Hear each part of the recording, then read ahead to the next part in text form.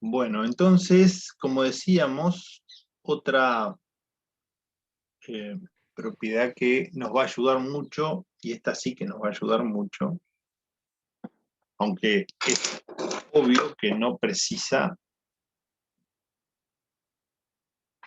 ninguna demostración en el sentido que a nadie se le puede ocurrir que esto no es cierto. Pero bueno, si por esas desgracias de la vida alguna vez alguien les dice, ¿y eso cómo se demuestra? Bueno, ya saben que la famosa llamada propiedad de Arquímedes, como dice el libro, es una consecuencia importante de la propiedad del Supremo, es que el conjunto de los números naturales no está acotado superiormente en los reales. Simplemente estoy leyendo lo que plantea el texto. Es decir, que dado cualquier número real, X, siempre existe un natural n que lo supera, o sea que es mayor que X. Dice, este hecho que parece tan obvio por el uso frecuente que tenemos de los números, no es posible demostrarlo a partir de las propiedades algebraicas y de orden de los números reales. Y esto es lo que me quería detener. Con los axiomas de cuerpo y los axiomas de orden, no se puede demostrar que los números naturales eh, no, no tienen cota superior. Es un acontecimiento tan obvio, pero sin embargo tan difícil de demostrar. Repito, entonces, con los axiomas de cuerpo y sabiendo el orden, no es suficiente y no hay manera de demostrar. Solamente se puede demostrar si se postula el axioma de completitud, que es el axioma, como ya lo hemos dicho muchas veces, que caracteriza los números reales, o por lo menos que los diferencia de los números racionales. Los números racionales cumplen todos los axiomas de cuerpo y de orden, igual que los reales, pero es el axioma de completitud, es el que va a caracterizar a los números reales. Bueno, entonces, como toda proposición simple, pero que la demostración requiere la existencia de un objeto, porque la propiedad de Arquímedes eh,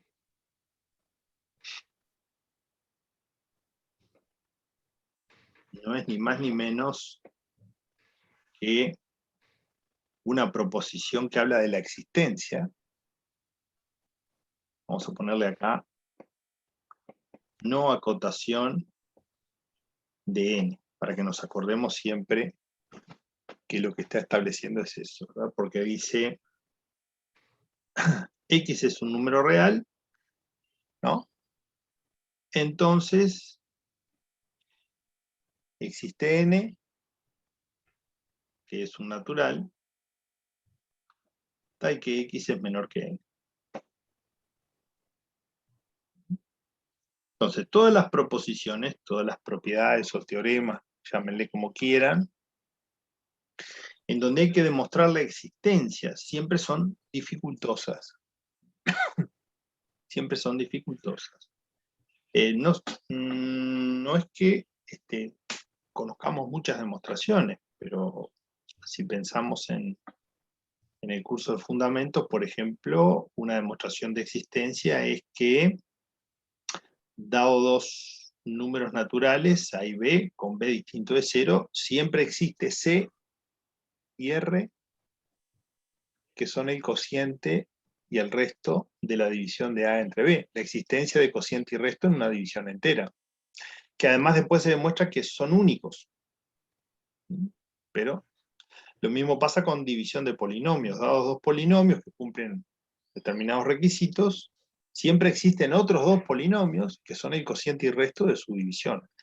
Todas las demostraciones de existencia tienen su trabajito. Tienen su trabajito. ¿Y qué pasa con casi todas las demostraciones de existencia? Se suele partir negando la tesis. Es decir, ¿qué vamos a decir? Vamos a decir, Supongamos que no existe un natural que cumpla esto. Es lo que a veces nosotros decimos muy frecuentemente, hacer una demostración para llegar a un absurdo o una contradicción. Entonces, demostraciones por el absurdo. En realidad el absurdo es a lo cual nosotros salimos a buscar si postulamos lo contrario a esto. Y lo contrario a esto es que no existe n que sea mayor que este número x que se toma. Entonces, negamos la tesis. Supongamos que no existe. Lo voy a escribir así porque a veces con tanta escritura simbólica hay algunas cosas que se pierden. Que no existe natural que sea mayor que x. ¿Qué quiere decir? Y bueno, lo que estamos diciendo es que todos los naturales son menores o iguales que x. ¿Qué estamos diciendo acá? Que para todo n, con n perteneciente a los naturales, entonces, ¿qué está pasando? Y n es menor o igual que x. Eso es lo que estamos suponiendo.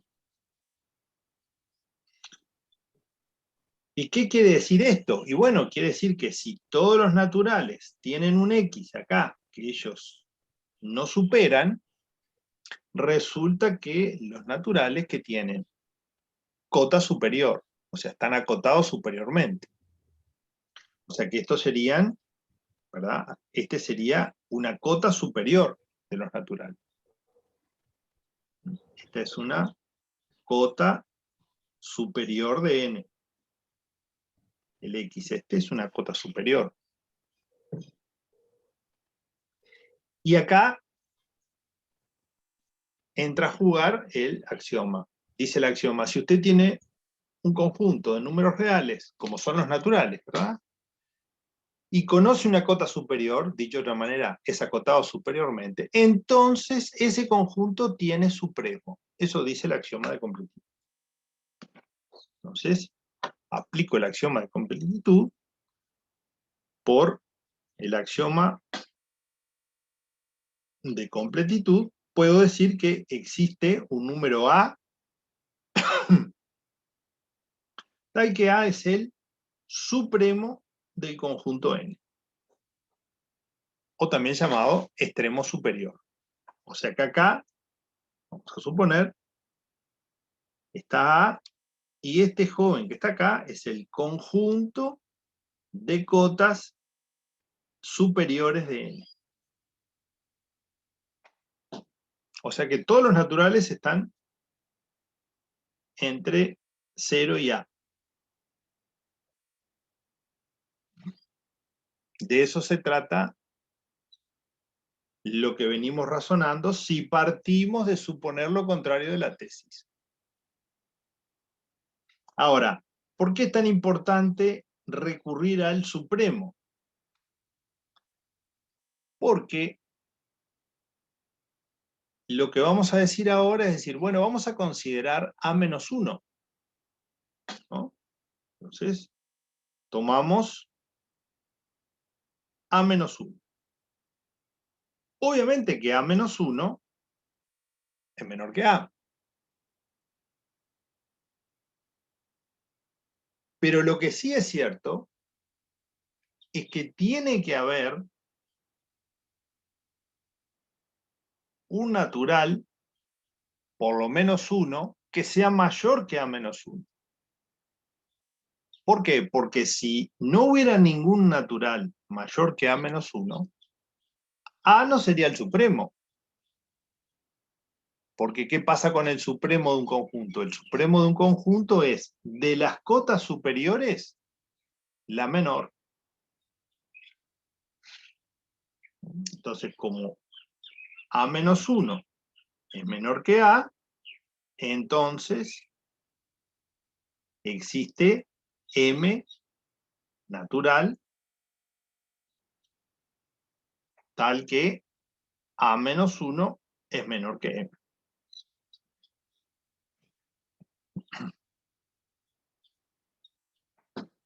Esto es muy importante entonces. ¿Eh? Si A es el supremo de los naturales, cualquier número real que yo tome menor que A, ya no va a cumplir que es mayor que todos los naturales, porque A es el mínimo número real que es mayor que todos los naturales, por definición de supremo. O sea que al considerar A-1, podría haber considerado A-15, y sí, tome A-15, tome el que quiera, tomamos A-1. ¿Por qué? Porque ahora queda muy sencillo. Yo digo, bueno, si hay un natural que es mayor que este número, A-1, entonces, muy simple, sumo 1 y ¿qué pasa? A es menor que M+1, sumando 1 en ambos miembros de la igualdad. ¿Y qué ocurre? Que si M es natural, el 1 es natural, entonces M+1 también es natural. Como M pertenece a los naturales, entonces M+1 pertenece a los naturales. ¿Y puede haber un natural mayor que el supremo del conjunto? Es absurdo. Es absurdo. ¿Ah? Esto, junto con que A es el supremo de N, es absurdo. O dicho de otra manera, es imposible. Es imposible que un natural sea mayor que el supremo del conjunto. Por lo tanto, suponer que no existe natural, o sea, que esto no ocurre, es absurdo. Entonces, ¿qué es verdadero? Es verdadero lo que se postuló. Y queda demostrado que el conjunto de los números naturales no tienen cota superior. Pero, hay que estar atento. El número X es una cota superior, ¿verdad? Nosotros suponemos que no existe natural. Ah, entonces n es menor o igual que x. ¿Qué es x? Es una cota superior. Pero yo no puedo seguir trabajando con x para lograr el absurdo. Porque en realidad, si x es cota superior de los n, hay infinitas cotas superiores. ¿Con quién tengo que trabajar? Tengo que trabajar con el supremo, con la mínima cota superior. Y si tengo una cota superior, la existencia del supremo está garantizado por el axioma de completitud. Es por el axioma de completitud que existe un número que es cota superior, pero ¿qué es? Es la mínima cota superior. Entonces ahí me instalo justito en el borde, y ahí sí logro el absurdo bien fácil, restando 1 y sabiendo la propiedad de que si un número es natural y le sumo otro natural, el resultado va a ser natural. Entonces si a m le sumo 1, por eso decía hoy, si en lugar de tomar A-1 tomaba A-15, daba lo mismo. Porque acá, ¿qué hacía? En lugar de sumar 1, sumaba 15, y como 15 es natural y m es natural, m más 15 también es natural, y también llegaba al mismo absurdo. Bueno. Me perdí en M ahí. ¿Cómo sale M? Claro, porque el axioma de completitud asegura de que el conjunto tiene supremo. Bien, hasta ahí vamos bien. Ahora, si yo tomo A-1, ¿verdad? ¿Lo ves acá en la recta, Fernando? A-1. Sí. Necesariamente el conjunto N, el conjunto de los naturales, que está acá, tiene que tener un elemento mayor que A-1. ¿Por qué necesariamente? Que no sea A.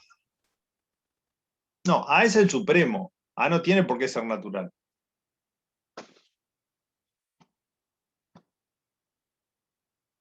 Ojo que el número A es un número real.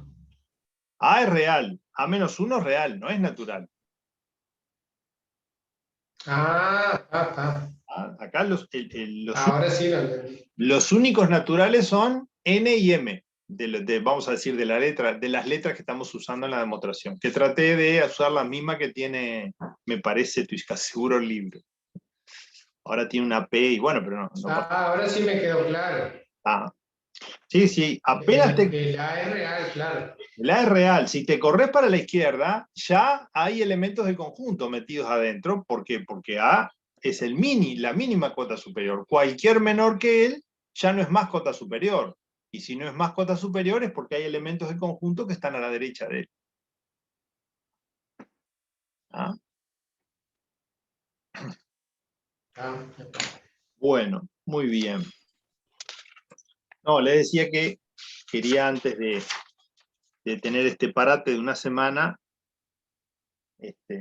por lo menos de ese capítulo de número real, aparte de la formulación de los axiomas y algunas propiedades, estas tres propiedades, la desigualdad triangular y la desigualdad de Bernoulli y la propiedad de Arquímedes, por lo menos comentarlas, aunque sea un rato. Creo que la comentamos bastante, porque tuvimos ahí bastante con la demostración. Si ustedes pasan la hoja, del otro lado aparece la palabra corolario a la propiedad de Arquímedes, y ahí tienen en naranjita tres formulaciones que también son útiles, que se desprenden de la propiedad de Arquímedes. Por eso se llama corolario. Se deducen a partir de la propiedad de Arquímedes, que también a veces son útiles y tienen su utilidad. Pero repito, estas tres son consecuencia de la propiedad madre, que es la propiedad de Arquímedes. ¿Ah? Bueno, y después, a continuación, aparece algo que a veces en quinto año lo comentamos, y es la existencia de la raíz cuadrada de 2. La existencia de la raíz cuadrada de 2 se comenta en muchos cursos. ¿Por qué? Por la sencilla razón de que podríamos pensar que los fraccionarios, o sea, perdón, los racionales, que se representan por los fraccionarios, son todos los números, que no hay más números. Entonces, uno demostrando que existe la raíz cuadrada de 2 y que a su vez que la raíz cuadrada de 2 no es un racional, queda probado de que los únicos números no son los racionales, sino que hay más números. ¿Por qué? Porque si